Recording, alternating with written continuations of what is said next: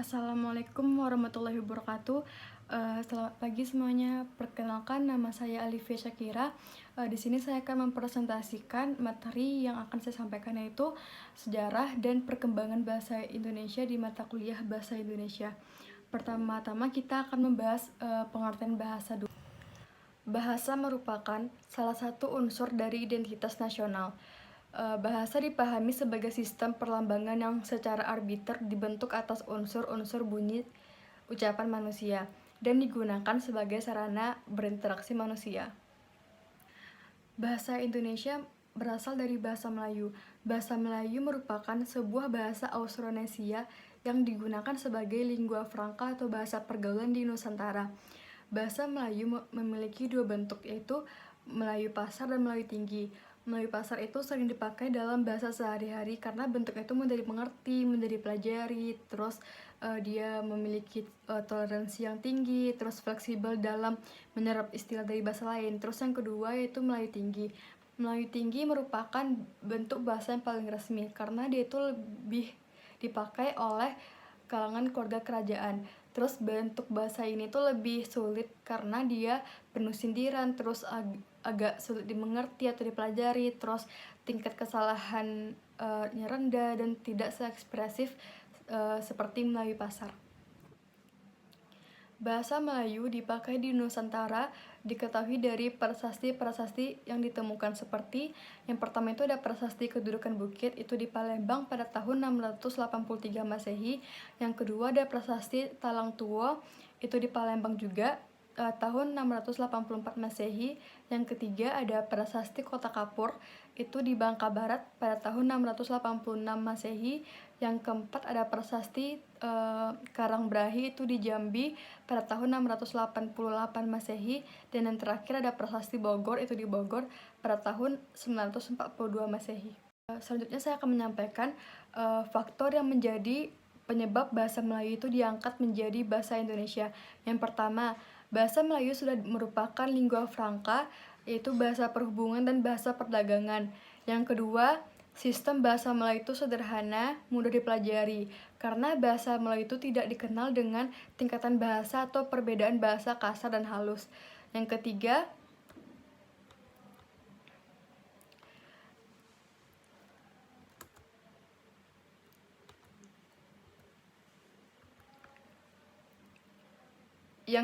yaitu suku-suku di Indonesia dengan sukarela menerima bahasa Melayu menjadi bahasa Indonesia sebagai bahasa nasional.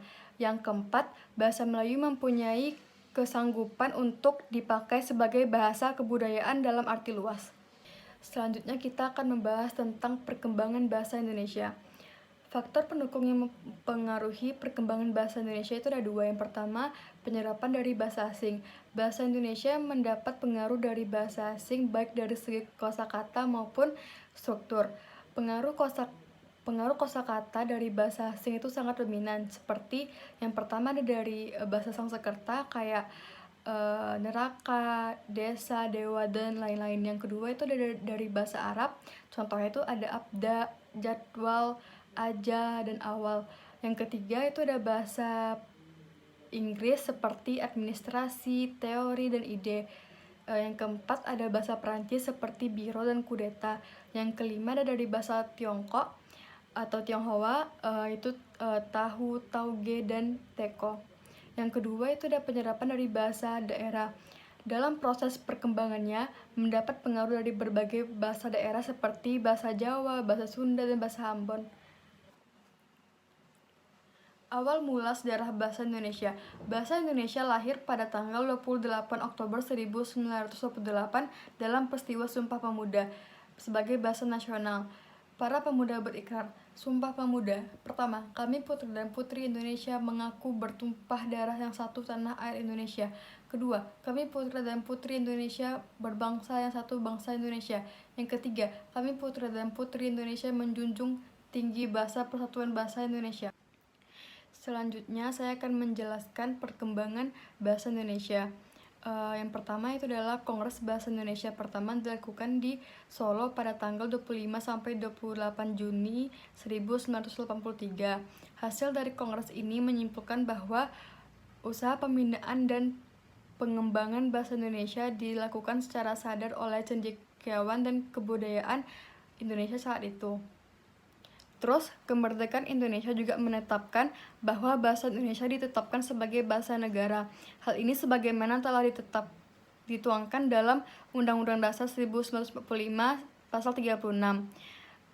Undang-Undang Dasar 1945 ditandatangani sehari setelah proklamasi kemerdekaan, tepatnya itu pada tanggal 18 Agustus 1945. Selanjutnya, Kongres Bahasa Indonesia yang kedua dilaksanakan pada tanggal 28 Oktober sampai 2 November 1954 di Medan. Hasil dari kongres ini mengamanatkan untuk terus-menerus menyempurnakan bahasa Indonesia sebagai bahasa kebangsaan dan ditetapkan sebagai bahasa negara. Yang selanjutnya, Kongres Bahasa Indonesia yang ketiga diselenggarakan di Jakarta pada tanggal 28 Oktober sampai 2 November 1978.